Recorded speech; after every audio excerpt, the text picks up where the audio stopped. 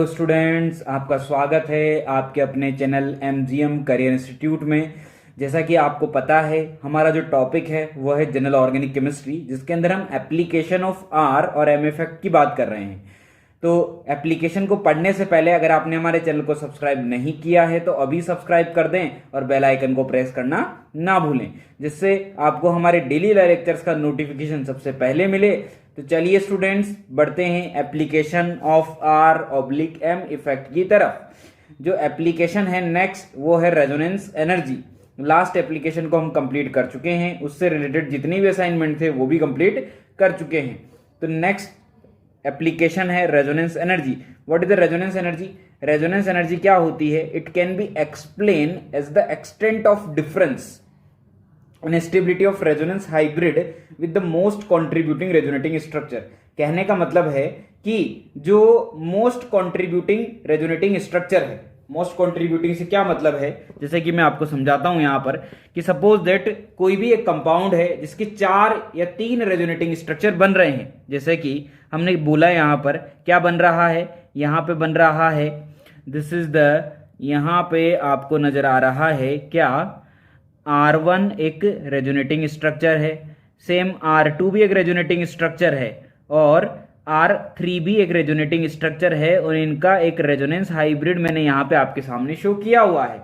तो यहां पर 3 रेजोनेटिंग स्ट्रक्चर है। इन तीनों में से सबसे ज्यादा स्टेबल कौन है? इनमें से है सबसे ज्यादा स्टेबल R1, क्योंकि रेजोनेटिंग स्ट्रक्चर के अंदर स्टेबिलिटी का कंपेरिजन मैंने आपको सिखाया हुआ है। तो सबसे ज्यादा कौन है स्टेबल? R1। तो रेजोनेंस एनर्जी क्या होता है? रेजोनेंस एनर्जी रेजोनेंस हाइब्रिड, और जो मोस्ट कंट्रीब्यूटिंग आरएस है, मोस्ट कंट्रीब्यूट वही करेगा जो सबसे ज्यादा स्टेबल होगा।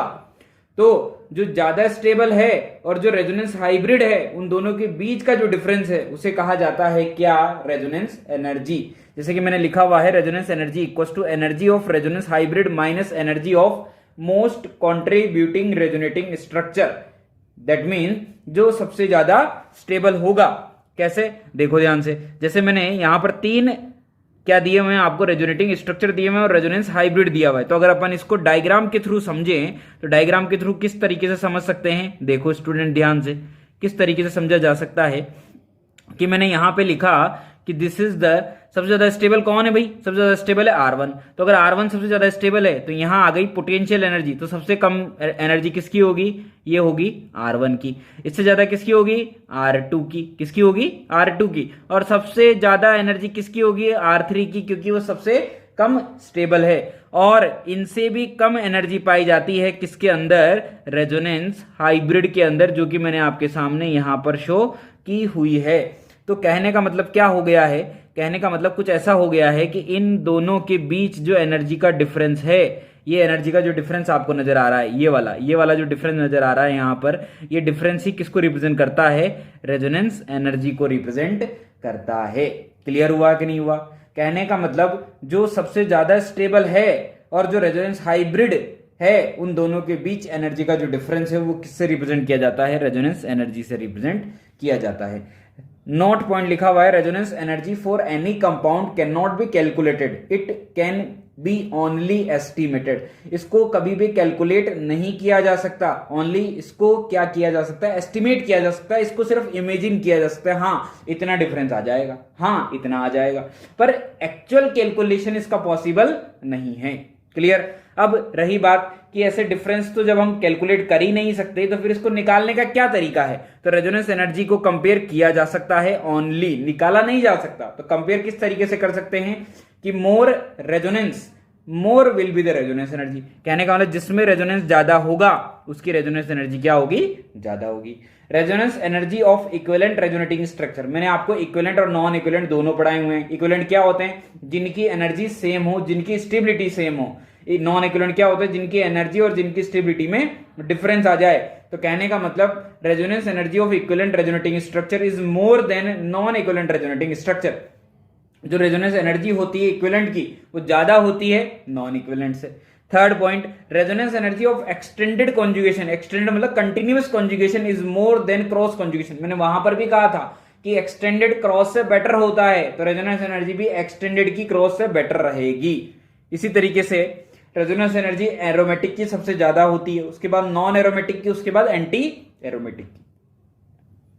तो स्टूडेंट्स एरोमेटिक, नॉन एरोमेटिक और एंटी एरोमेटिक ये ऑर्डर रहेगा किसका, रेजोनेंस एनर्जी का, जो कि स्टेबिलिटी का ऑर्डर भी था। तो चलिए कुछ क्वेश्चंस की बात करते हैं। Arrange the given compounds in decreasing order of their resonance energy.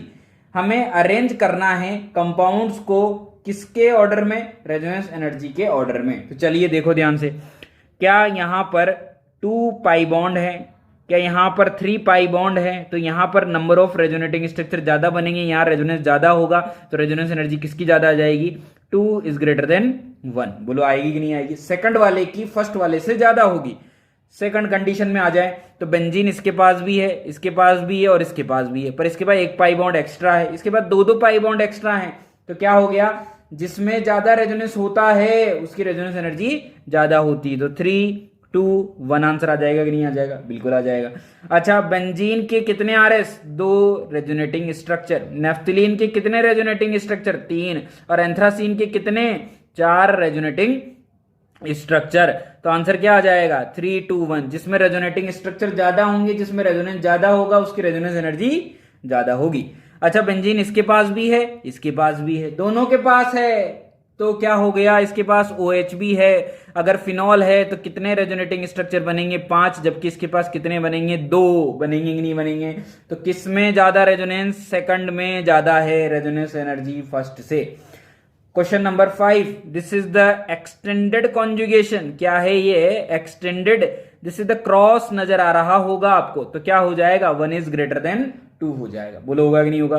Question number 6 के अंदर लोन पेयर इधर से भी पार्ट ले रहा है, इधर से भी पार्ट ले रहा है, that means it is a cross, जबकि इसमें इधर से इधर, इधर से इधर, इधर से इधर, दैट मीन्स एक्सटेंडेड। तो क्या हो गया है, 2 इज ग्रेटर देन 1 हो गया है। बोलो हुआ कि नहीं हुआ। हेलो, क्लियर है ना सब कुछ। चलिए क्वेश्चन नंबर 7 की बात करें तो माइनस को अगर काउंट करें तो 2 to 4 and to 6 that means it is aromatic. यहां पर sp3 आ जाने की वजह से इट इज नॉन एरोमेटिक, जबकि यहां 2 and 2 4 means that means it is anti aromatic. तो आंसर क्या आ जाएगा स्टूडेंट्स, पहले आ जाएगा 1, फिर आ जाएगा 2, फिर आ जाएगा 3, 1 to 3 रेजोनेंस एनर्जी का ऑर्डर हो जाएगा। Question number 8, 2 to 4 to 6 that means aromatic, 2 means aromatic, 2 and 2 4 that means anti aromatic. सबसे अच्छा कौन, एरोमेटिक। अब एरोमेटिक तो दो हैं, तो एक बात चेक करो कि किसमें आरएस ज्यादा है। ये है 7 आरएस रखता है, जबकि ये 3 आरएस रखता है। तो किसमें ज्यादा रेजोनेंस, फर्स्ट में, तो फर्स्ट, फिर सेकंड और सबसे थर्ड बेकार। क्वेश्चन नंबर 9 की बात करें, 9 के अंदर अगर आप देखेंगे तो इसमें भी रेजोनेंस हो रहा है, इसमें भी रेजोनेंस हो रहा है, पर इसके जो रेजोनेटिंग स्ट्रक्चर बनेंगे वो कैसे होते हैं, वो होते हैं इक्विवेलेंट रेजोनेटिंग स्ट्रक्चर। इसके दोनों रेजोनेटिंग स्ट्रक्चर जो बनते हैं वो दोनों इक्विवेलेंट होते हैं, जबकि इसके बनेंगे 5 रेजोनेटिंग स्ट्रक्चर, पर वो पांचों के पांचों कैसे होंगे, नॉन इक्विवेलेंट होंगे। कैसे होंगे वो, नॉन इक्विवेलेंट। तो हम क्या कहा था, इक्विवेलेंट आरएस हमेशा नॉन इक्विवेलेंट से अच्छा माना गया है। क्लियर। अगर दोनों क्या हो, नॉन इक्विवेलेंट हो, ये भी नॉन इक्विवेलेंट बनाता हो और ये भी नॉन इक्विवेलेंट बनाता हो, तब तो वो ज्यादा हो जाएगा जिसका रेजोनेटिंग स्ट्रक्चर ज्यादा है। पर आज एक इक्विवेलेंट है, एक नॉन इक्विवेलेंट है, तो अगर इक्विवेलेंट कम हो और नॉन इक्विवेलेंट ज्यादा हो तब भी इक्विवेलेंट अच्छा माना गया है। तो आंसर आ जाएगा 2 इज ग्रेटर देन 1। क्लियर है कहानी। तो हमेशा ध्यान रखें, जहां इक्विवेलेंट आरएस हो वहां पर रेजोनेटिंग स्ट्रक्चर अगर कम भी बन रहे हो तो वो हमेशा अच्छे बनते हैं, उन सबका कंट्रीब्यूशन होता है रेजोनेंस एनर्जी के अंदर।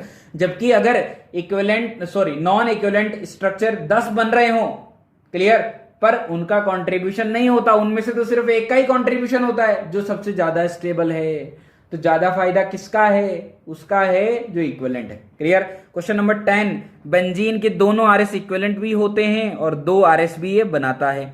अच्छा, इसके भी सारे आरएस इक्विवेलेंट होते हैं, कितने बनेंगे, 1, 2, 3, 4, 5, 6, 7। तो टोटल कितने आरएस हो गए, 7 आरएस बन गए। अगर 7 आरएस हैं तो टोटल 7 जो हैं वो सारे के सारे इक्विवेलेंट है। अगर सारे के सारे इक्विवेलेंट है और इधर भी 2 आरएस इक्विवेलेंट है तो इक्विवेलेंट दोनों में कौन अच्छा हो जाएगा, second is greater than first. Clear हुआ कि नहीं हुआ? तो रेजोनेंस एनर्जी जो था वो कुछ इस तरीके से करना है, सिर्फ 4 पॉइंट को देखना है कि जिसमें ज्यादा रेजोनेंस उसमें ज्यादा रेजोनेंस एनर्जी। ज्यादा रेजोनेंस वाला पॉइंट कब देखना है? जब या तो दोनों इक्विवेलेंट हो या दोनों ही नॉन इक्विवेलेंट हो। Second point, equivalent non equivalent कब देखना है? जब एक इक्विवेलेंट दिया गया हो एक नॉन इक्विवेलेंट दिया गया हो, तो इक्विवेलेंट अगर कम भी बन रहे हो तब भी अच्छे होंगे। थर्ड पॉइंट कि एरोमेटिक, नॉन एरोमेटिक और एंटी एरोमेटिक को देखना है। और फोर्थ पॉइंट, एक्सटेंडेड और क्रॉस के अंदर एक्सटेंडेड हमेशा अच्छा होगा। चलिए आगे बढ़ते हैं। नेक्स्ट जो टॉपिक है क्या है हमारा? Hyper conjugation. तो स्टूडेंट्स हम 3 मेजर टॉपिक खत्म कर चुके हैं। इंडक्टिव, सेकंड जो है वो है मीजोमेरिक या रेजोनेंस, और थर्ड जो है वो हम कवर करने जा रहे हैं। 2 टॉपिक हम पूरी तरीके से कवर कर चुके हैं। 2 की जगह हम 3 बोल सकते हैं कि जैसे रेजोनेंस अलग बोल लो, मीजोमेरिक अलग बोल लो। तो फोर्थ जो टॉपिक है हमारा वो है हाइपर कॉन्जुगेशन। क्लियर? क्या होता है हाइपर कॉन्जुगेशन, उसकी बात हम यहां पर करेंगे। तो चलिए स्टार्ट करते हैं हाइपर कॉन्जुगेशन को। क्या कहानी है कि जैसे मैंने आपके सामने यहां पे लिखा कि यहां पे एक स्ट्रक्चर मैंने आपको दिया, एक स्ट्रक्चर है कुछ इस टाइप का, ये बेंजीन, बेंजीन के ऊपर गिवन है CH3। यहां पर फिर एक बेंजीन, बेंजीन के ऊपर गिवन है CH2CH3। एक और बेंजीन, बेंजीन के ऊपर गिवन है CH, इधर भी CH3 और इधर भी CH3। एक और बेंजीन गिवन है और इस बेंजीन के ऊपर गिवन है 3 मिथाइल। क्या क्या गिवन है? 3 मिथाइल्स गिवन है। अब मैंने आपसे पूछा कि बताओ किसके ऊपर अटैक आसानी से हो सकता है। कहने का मतलब मैंने पूछा इन चारों में से किसके अंदर इलेक्ट्रॉन डेंसिटी सबसे ज्यादा होगी। मैंने क्या पूछा कि जो इलेक्ट्रॉन डेंसिटी का ऑर्डर होगा, इलेक्ट्रॉन डेंसिटी ऑन बेंजीन, किसके अंदर बेंजीन में इलेक्ट्रॉन डेंसिटी ज्यादा आ रही है। इसको नाम दे देते हैं A, इसको नाम दे देते हैं B, इसको नाम दे देते हैं C और इसको नाम दे देते हैं D। इन चारों में से मैंने आपसे पूछा कि बताओ किसके अंदर इलेक्ट्रॉन डेंसिटी सबसे ज्यादा होगी। तो कुछ स्टूडेंट ने कहा कि सर देखो इसके पास 3 प्लस आई ग्रुप हैं। क्या हैं? 3 प्लस आई ग्रुप हैं, और प्लस आई ग्रुप जो होते हैं वो इलेक्ट्रॉन डोनेट करते हैं, तो वो बेंजीन को तीनों तरफ से इलेक्ट्रॉन डोनेट करेंगे। क्लियर? इसके पास 2 ही प्लस आई ग्रुप हैं। क्लियर? इसके पास 1 ही मिथाइल है, इसके पास तो सिंगल कार्बन है। तो इसका मतलब क्या हो गया कि जहां पर प्लस आई ग्रुप ज्यादा हैं वहां पर इलेक्ट्रॉन डेंसिटी बेंजीन के अंदर भी क्या होगी? ज्यादा होगी। जहां पर प्लस आई ग्रुप ज्यादा होंगे वहां पर बेंजीन के अंदर इलेक्ट्रॉन डेंसिटी क्या हो जाएगी? ज्यादा हो जाएगी। अगर बेंजीन के अंदर इलेक्ट्रॉन डेंसिटी ज्यादा हो रही है तो मैंने आपसे क्वेश्चन क्या पूछा है? इलेक्ट्रॉन डेंसिटी ऑन बेंजीन किस पे ज्यादा होगी? सबसे ज्यादा होनी चाहिए D पर, D के बाद C पर, C के बाद B पर, B के बाद A पर। बट एक्चुअल में मैं आपको बता दूं students, this is not the correct answer. Actual में जो आंसर आता है वो आता है A, B, C, D। तो इसका मतलब कुछ ना कुछ तो लोचा है, कुछ ना कुछ तो लफड़ा है, कहीं ना कहीं तो नया कंसेप्ट आ गया है। तो क्या कंसेप्ट आ गया है वही हम यहां पर पढ़ने जा रहे हैं। तो मैं आपको बताता हूं कि नया जो कंसेप्ट आया है वो क्या है कि मैंने यहां पे लिखा एक डबल बॉन्ड। क्या लिखा मैंने यहां पर? एक डबल बॉन्ड, और डबल बॉन्ड के जस्ट पास वाला जो कार्बन है क्या है? कार्बन वो क्या है? अगर sp3 है, क्या है वो? sp3। तो इस कार्बन को कहा जाता है अल्फा कार्बन। क्या कहा जाता है इसको? अल्फा कार्बन कहा जाता है। और इससे जुड़े हुए जो हाइड्रोजन है उनसे कहा जाता है अल्फा हाइड्रोजन। क्या कहा जाता है उन्हें? अल्फा हाइड्रोजन कहा जाता है। तो अगर मैं आपसे एक क्वेश्चन पूछ लूं कि total number of alpha hydrogen कितने हो जाएंगे? कितने हो जाएंगे? 3 हो जाएंगे, क्योंकि अल्फा कार्बन क्या है? sp3 है। क्लियर? तो डबल बॉन्ड के पास वाला कार्बन क्या होता है? अल्फा कार्बन होता है। और अल्फा कार्बन ऑलवेज क्या होना चाहिए? sp3 होना चाहिए। और अगर sp3 है तो उससे जो कनेक्टेड हाइड्रोजन है उन्हें क्या कहा जाता है? अल्फा हाइड्रोजन कहा जाता है। तो दैट मीन्स यहां पर अल्फा हाइड्रोजन कितने हो जाएंगे? 3 हो जाएंगे। कितने हो जाएंगे स्टूडेंट? 3 हो जाएंगे। क्लियर? तो इसे मैं क्या थोड़ा सा एक्सपेंड करता हूं आपके सामने। क्या करता हूं मैं इसके सामने? एक्सपेंड करता हूं। एक्सपेंड मैंने किया, सेम वही क्वेश्चन मैं वापस से रिपीट कर रहा हूं। C से जुड़ा हुआ है H और H। बोलो हेलो, है कि नहीं है? यहां पर भी हाइड्रोजन, यहां पर भी हाइड्रोजन और यहां पर भी हाइड्रोजन। 3 हाइड्रोजन आपको नजर आ रहे होंगे। क्या तीनों हाइड्रोजन अल्फा हाइड्रोजन है कि नहीं है? बिल्कुल है। क्या है? अल्फा हाइड्रोजन है। 3 अल्फा हाइड्रोजन आपको नजर आ रहे होंगे। क्लियर? किसके पास में? डबल बॉन्ड के जस्ट पास वाला कार्बन sp3 कार्बन होना चाहिए और उस पे जुड़े हुए हाइड्रोजन अल्फा हाइड्रोजन के नाम से जाने जाते हैं। तो अगर मैं आपसे कुछ क्वेश्चंस करता हूं कि मैंने एक तरफ लिखा, यहां पे क्या लिखा मैंने, यहां पे कंपाउंड लिखा और मैंने यहां पे लिखा नंबर ऑफ अल्फा हाइड्रोजन, तो जरा बताएंगे आप कि मैंने सबसे पहले आपको दिया CH3 CH double bond CH CH3, तो बताओ कितने अल्फा हाइड्रोजन है? तो डबल बॉन्ड के पास वाला कार्बन तो ये भी है और ये भी है, दोनों sp3 हैं, तो 3 और 3 कितने हो गए? 6 हो गए। अच्छा, मैंने आपको एक और क्वेश्चन दिया, डबल बॉन्ड, इस डबल बॉन्ड के पास वाला कार्बन ये भी sp3 है, ये भी sp3 है। अगर दोनों sp3 हैं तो टोटल यहां पर भी 3 कार्बन, यहां पर भी 3 कार्बन, दैट मीन्स 3 हाइड्रोजन मिलकर कितने हो जाएंगे? 6 हो जाएंगे। अच्छा, मैंने फिर एक क्वेश्चन दिया, अच्छा बताओ इसके पास कितने अल्फा हाइड्रोजन है? This is the double bond, यहां पर भी 3 हाइड्रोजन, यहां पर भी 3 हाइड्रोजन, यहां पर भी 3 हाइड्रोजन, टोटल हो गए 9 हाइड्रोजन। अच्छा, अगला क्वेश्चन, डबल बॉन्ड के पास sp3 sp3 sp3 sp3, total कितने हो गए? 12। कितने हाइड्रोजन स्टूडेंट? 12 हाइड्रोजन। अच्छा, मैंने एक रिंग वाला क्वेश्चन ले लिया, रिंग के अंदर देखा डबल बॉन्ड, अच्छा डबल बॉन्ड के पास वाला कार्बन ये रहा, कितने हाइड्रोजन है? यहाँ 2 और 2, टोटल कितने हो गए? 4 हाइड्रोजन हो चुके हैं। कितने हाइड्रोजन हो चुके हैं? टोटल 4 हाइड्रोजन हो चुके हैं। चलिए मैंने और क्वेश्चन ले लिया, अभी बात यहां खत्म नहीं हुई है। डबल बॉन्ड के पास वाला carbon sp3 sp3 3 alpha hydrogen, 2 alpha hydrogen, 2 alpha, 3 to 5 to 7, total कितने हो गए स्टूडेंट्स? 7 हाइड्रोजन। समझ में आया कि नहीं आया? तो इसी तरीके से हम और भी क्वेश्चन ले सकते हैं कि जैसे मैंने और भी क्वेश्चन ले लिया, डबल बॉन्ड के यहां बॉन्ड, यहां बॉन्ड, यहां बॉन्ड, मैंने आपसे पूछा बताओ कितने हाइड्रोजन अल्फा हैं?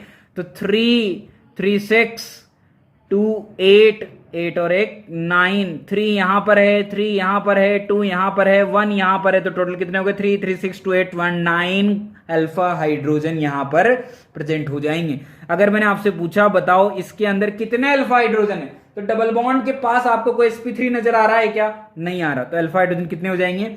0 हो जाएंगे, 0 एकदम क्या हो गए? 0 हो चुके हैं। तो इसी तरीके से हम इन क्वेश्चंस को डील कर सकते हैं। चलिए क्वेश्चन भी बता दो। अच्छा, 3 6 के बाद 7 और ये 8, कोई ये तो नहीं कह रहा ना कि सर ये भी तो अल्फा है? जी नहीं, ये अल्फा नहीं है। डबल बॉन्ड के जस्ट पास वाला ये और ये 4 ही अल्फा हैं और इन पे सब पे 8 हाइड्रोजन प्रेजेंट है। तो इस तरीके से हम अल्फा हाइड्रोजन को निकालना सीख गए हैं। अल्फा हाइड्रोजन क्या होता है? डबल बॉन्ड के पास वाला कार्बन अल्फा हाइड्रोजन होता है। क्लियर है कहानी? क्या होता है? डबल बॉन्ड के पास वाला जो कार्बन होता है वही अल्फा हाइड्रोजन होता है। और जो स्टूडेंट एक राज की बात यह है कि जो अल्फा हाइड्रोजन है वही हाइपर कॉन्जुगेशन करता है। तो देखो कैसे होगा हाइपर कॉन्जुगेशन, देखते जाओ ध्यान से। क्या कहानी है? कुछ ऐसी कहानी है कि मैंने फिर से वही एग्जाम्पल यहां पे ले लिया है। This is the CH2 double bond CH and this is C के साथ यहां H और यहां पर H। क्लियर है कि नहीं है? अच्छा देखो, जो कार्बन हाइड्रोजन है क्या ये बॉन्ड सिग्मा है कि नहीं है? क्या है ये बॉन्ड? सिग्मा। अरे ये क्या पाई है कि नहीं है?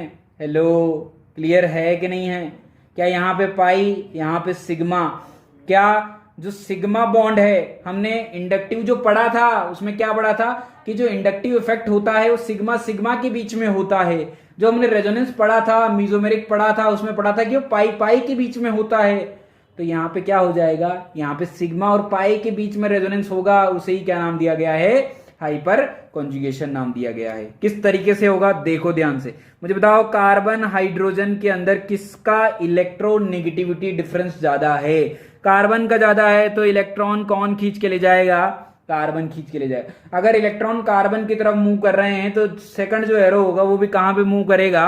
वो भी कार्बन की तरफ मूव करेगा। बोलो करेगा कि नहीं करेगा? हेलो, कार्बन की तरफ मूव करेगा कि नहीं करेगा?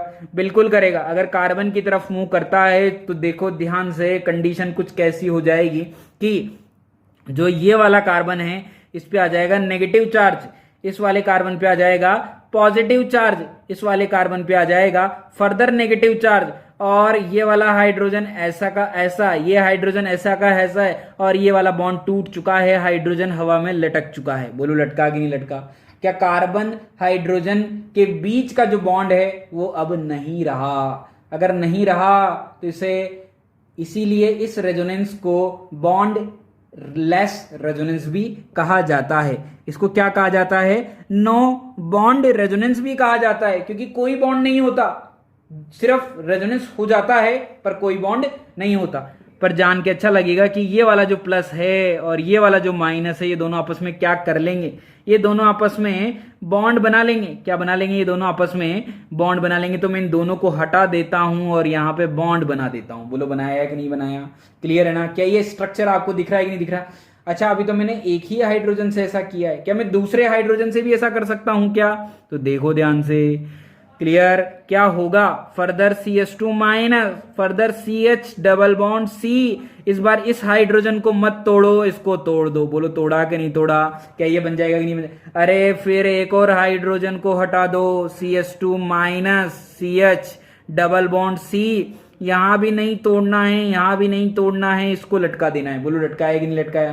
तो अगर मैं इनका हाइपर, ये तो क्या है सबके सब, this is the hyper conjugative structure हैं। ये सब क्या है? Hyper conjugative structure. जिस तरीके से रेजोनेटिंग स्ट्रक्चर थे उसी तरीके से ये सबके सब क्या हैं? Hyper conjugative structure.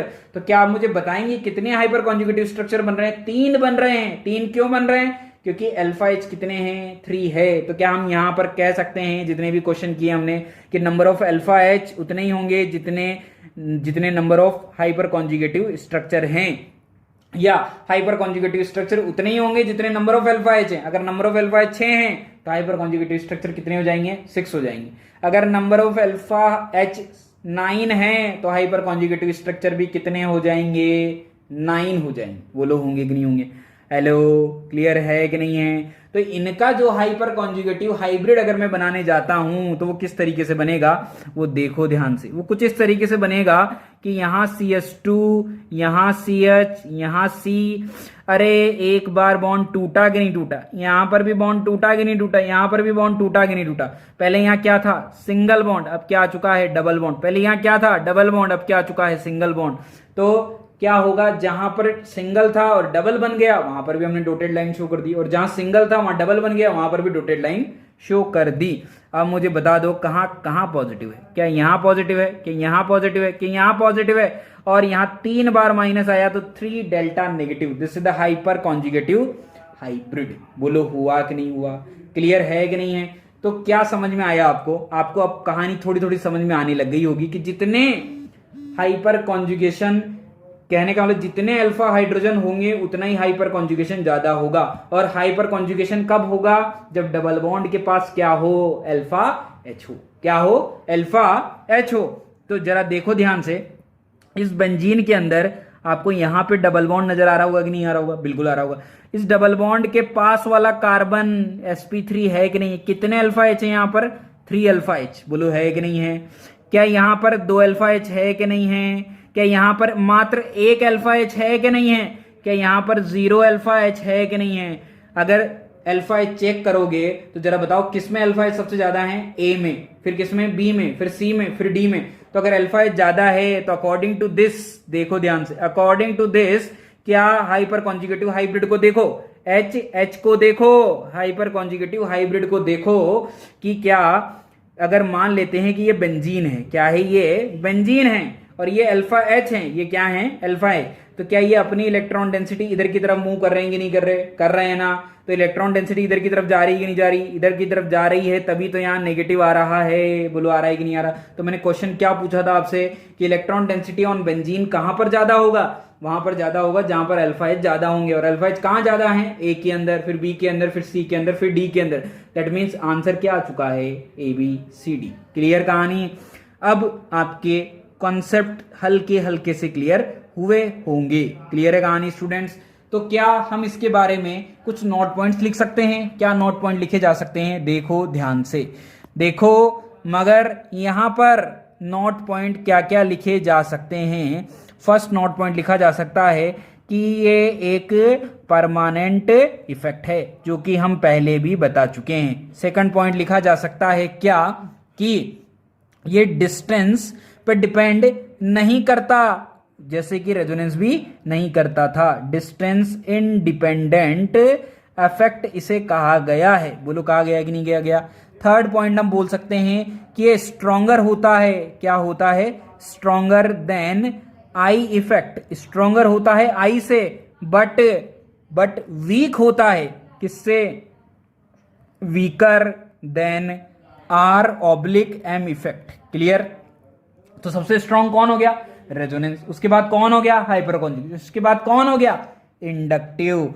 और फोर्थ पॉइंट क्या है कि इसे इट इज ऑल्सो कॉल्ड, जैसे मैंने आपको बताया कि इसे नो बोले तो नहीं, नो बॉन्ड रेजोनेंस भी कहा जाता है। क्या कहा जाता है? इसे नो बॉन्ड रेजोनेंस भी कहा जाता है। और ये एक साइंटिस्ट ने दिया था जिसका नाम था बेकर नाथन, इसीलिए इसे उसके नाम से भी जाना जाता है। बेकर नाथन इफेक्ट के नाम से भी जाना जाता है। समझ में आया कि नहीं आया स्टूडेंट? क्लियर? तो इसे बेकर नाथन इफेक्ट भी कहा जाता है। स्टूडेंट क्लियर है? यहां तक आ गया समझ में सब कुछ? चलिए, तो क्या हो सकता है कि हम इसकी डेफिनेशन लिख लेते हैं। सबसे पहले क्या लिख लेते हैं? हम इसकी डेफिनेशन लिख लेते हैं। डेफिनेशन की बात हम यहां पर कर लेते हैं। तो डेफिनेशन क्या होगा? The delocalization of sigma electron of alpha carbon hydrogen bond with the pi molecular orbital और empty p orbital is called hyper conjugation. क्या कहा गया है? इसे हाइपर कॉन्जुगेशन कहा गया है। तो कंसेप्ट आपको पकड़ में आया होगा थोड़ा सा। क्या कहानी है? तो डीलोकेलाइजेशन ऑफ सिग्मा इलेक्ट्रॉन तो मैंने आपको बताया कार्बन हाइड्रोजन के बीच का जो बॉन्ड होता है वो सिग्मा होता है, और उसके जो इलेक्ट्रॉन्स होते हैं उन्हें सिग्मा इलेक्ट्रॉन कहा जाता है। तो उन सिग्मा इलेक्ट्रॉन का जो डीलोकेलाइजेशन है वो किसके साथ हो रहा है? वो हो रहा है पाई मॉलिक्यूलर ऑर्बिटल के साथ। पाई मॉलिक्यूलर ऑर्बिटल जैसे पाई बॉन्ड, या empty P orbital. Empty P orbital की बात अभी तक मैंने नहीं करी है, जिनको अभी हम थोड़ी देर में कर लेंगे। तो कहने का मतलब अगर सिग्मा का पाई के साथ क्या हो जाए डीलोकेलाइजेशन, उसे क्या कहा जाता है? हाइपर कॉन्जुगेशन कहा जाता है। क्या कहा जाता है उसको? हाइपर कॉन्जुगेशन कहा जाता है। या सिग्मा इलेक्ट्रॉन्स का एम्पिटी पी ऑर्बिटल के साथ अगर डीलोकेलाइजेशन हो जाए उसे भी क्या कहा जाता है? हाइपर कॉन्जुगेशन कहा जाता है। तो चलिए इनको थोड़ा सा और डीप में चलते हैं और इन चीजों को और क्लियर करते हैं। तो देखो ध्यान से, सबसे पहले तो मैंने आपको बताया यहां पर कि सिग्मा और पाई के बीच में क्या हो रहा है? कॉन्जुगेशन हो रहा है। सिग्मा और पाई के बीच में कॉन्जुगेशन अगर हो रहा है तो इसका हम क्या देख लेते हैं? यहां पे ऑर्बिटल डायग्राम देख लेते हैं। तो चलिए सबसे पहले तो हम क्या ले लेते हैं? Orbital diagram. ऑर्बिटल डायग्राम आपने इनऑर्गेनिक केमिस्ट्री के अंदर सबके बनाए हुए हैं, तो यहां पर हम वर्बली ऊपर से सब कुछ देखने वाले हैं। तो ऑर्बिटल डायग्राम में सबसे पहले किसका बनाने जा रहा हूं? डबल बॉन्ड वाले का। CH और H यही था। इसके बीच में सिग्मा और पाई के बीच में क्या था? कॉन्जुगेशन था। यहां पर क्या था भाई? सिग्मा और पाई के बीच में कॉन्जुगेशन था। ऐसा हमने पढ़ा था। क्यों? क्योंकि ये क्या है? पाई, और ये क्या है? सिग्मा, और सिग्मा और पाई के बीच में क्या हो रहा है? कॉन्जुगेशन हो रहा है। तो इसका ऑर्बिटल डायग्राम किस तरीके से बनाया जाएगा ध्यान से देखते जाना कि मैंने यहां पे लिखा CH2। क्या लिखा मैंने यहां पे? CH2। यहां पे लिखा मैंने CH, और यहां पे लिखा मैंने C। क्या लिखा मैंने यहां पर? C। एक बात मुझे बताओ आप लोग कि अगर यहां पर इस वाले कार्बन के बीच में क्या बन रहा है? पाई बॉन्ड बन रहा है। क्या बन रहा है? इसके बीच में पाई बॉन्ड बन रहा है। तो ये पाई बॉन्ड किस तरीके से बनाना चाहिए हम लोगों को? पाई बॉन्ड कुछ इस तरीके से बना देना चाहिए कि यहां पर भी ये वाली ओवरलैपिंग हो रही है, यहां पर भी ये वाली ओवरलैपिंग हो रही है। क्या कुछ इस तरीके से ओवरलैपिंग आपको नजर आ रही है कि नहीं आ रही? आ रही है। ये ओवरलैपिंग आपको नजर आ रही होगी। बोलो आ रही कि नहीं आ रही? क्लियर? ये ओवरलैपिंग किस तरीके से हुई ध्यान से देखना। मैं दोबारा से क्लियर करता हूं इन चीजों को कि ओवरलैपिंग किस तरीके से हुई होगी। कि यहां पर भी क्या था? पहले यहां पर भी एक पी ऑर्बिटल था।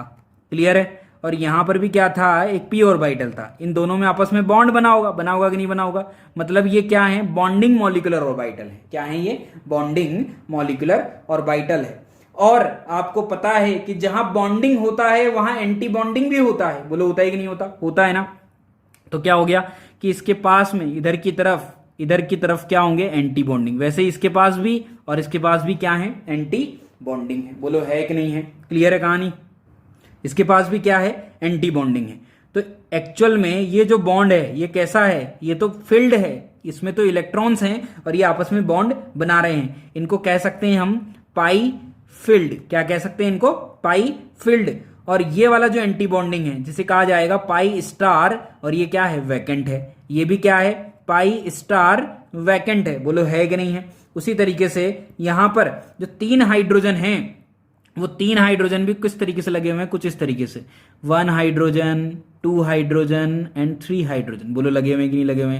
क्या यहां पर हाइड्रोजन प्रेजेंट है कि नहीं है, this is the hydrogen hydrogen hydrogen. बोलो आया कि नहीं आया समझ में। ये भी आपस में फील्ड हैं। अब एक बात बताओ कि ये वाला जो सिग्मा बॉन्ड था, ये वाला जो सिग्मा बॉन्ड था, इस पाई के साथ क्या करने वाला है, ओवरलैप करने वाला है। बोलो किया था कि नहीं किया था। अब एक बात बताओ, यहां पर पाई तो ऑलरेडी फील्ड है, तो फिर ओवरलैपिंग कैसे हो सकती है। जब इसका इलेक्ट्रॉन पहले ही भरा हुआ है, इसके अंदर ऑलरेडी इलेक्ट्रॉन है, तो फिर ये वाला जो सिग्मा है, सिग्मा जो फील्ड है, ये फील्ड इलेक्ट्रॉन या ये वाले इलेक्ट्रॉन इधर की तरफ मूव कैसे करेंगे, नहीं कर सकते ना। इनको मूवमेंट करने के लिए क्या चाहिए, स्पेस चाहिए। तो ये बॉन्ड किसके साथ बनाते हैं, इसके साथ बनाते हैं, पाई स्टार के साथ बनाते हैं, जो कि वैकेंट पड़ा हुआ है, जो कि क्या पड़ा हुआ है, वैकेंट पड़ा हुआ है। तो अगर हम इसको और अच्छे से बनाएं तो ध्यान से देखना स्टूडेंट्स, इनको बहुत क्लियर बनाया जा सकता है कि ये रहा CH2, ये रहा CH और ये रहा C। क्लियर। कहने का मतलब जब इन दोनों की ओवरलैपिंग हो रही थी तो ये ऐसे थे। बोलो थे कि नहीं थे। ओवरलैपिंग अगर हो रही है तो ये कुछ इस तरीके से रहेंगे। बोलो हैं कि नहीं है। क्या यहाँ पर पाई बॉन्ड आपको नजर आ रहा है कि नहीं आ रहा है। यहाँ पर एंटी बॉन्डिंग मॉलिक्यूलर ऑर्बिटल नजर आ रहे हैं कि नहीं आ रहे, ये भी नजर आ रहे होंगे आपको। क्लियर है कि नहीं है। उसी तरीके से यहाँ पर जो कार्बन है, यहाँ के जो कार्बन है उसके पास भी हाइड्रोजन हाइड्रोजन हाइड्रोजन 3 बॉन्ड बन रहे हैं कि नहीं बन रहे हैं। क्लियर है। और ओवरलैपिंग किस किस में हो रखी है, ओवरलैपिंग हुई है इन दोनों के अंदर। बोलो हुई है कि नहीं हुई है। क्या इनके अंदर ओवरलैपिंग होगी कि नहीं होगी, क्योंकि ये सिग्मा क्या है, फील्ड है, और ये पाई स्टार क्या है, वैकेंट है। तो इन दोनों के बीच में क्या हो जाती है, ओवरलैपिंग हो जाती है। और इसी ओवरलैपिंग को क्या कहा जाता है, हाइपर कॉन्जुगेशन कहा जाता है। तो हमेशा ध्यान रखें कि यहां पर जो सिग्मा और पाई होता है, यहां पर जो सिग्मा और पाई है वो सिग्मा पाई एक्चुअल में सिग्मा पाई स्टार है। वो क्या है एक्चुअल में, सिग्मा जो पाई है वो सिग्मा पाई स्टार है। क्या है वो, sigma pi star. Sigma pi नहीं है, सिग्मा पाई स्टार है। क्लियर। सिग्मा क्या है, सिग्मा तो है फील्ड, और पाई स्टार क्या है, वैकेंट। इनके बीच में यहां पर ओवरलैपिंग हो रही है। तो पहला ऑर्बिटल डायग्राम आपको समझ में आया होगा, जो कि पाई और पाई स्टार और सिग्मा के बीच का था। सेकंड की बात करते हैं। सेकंड क्या है, सेकंड हम ले लेते हैं केटायन और CH3। क्या ये एक एम्प्टी ऑर्बिटल है कि नहीं है, क्या ये पी ऑर्बिटल है कि नहीं है।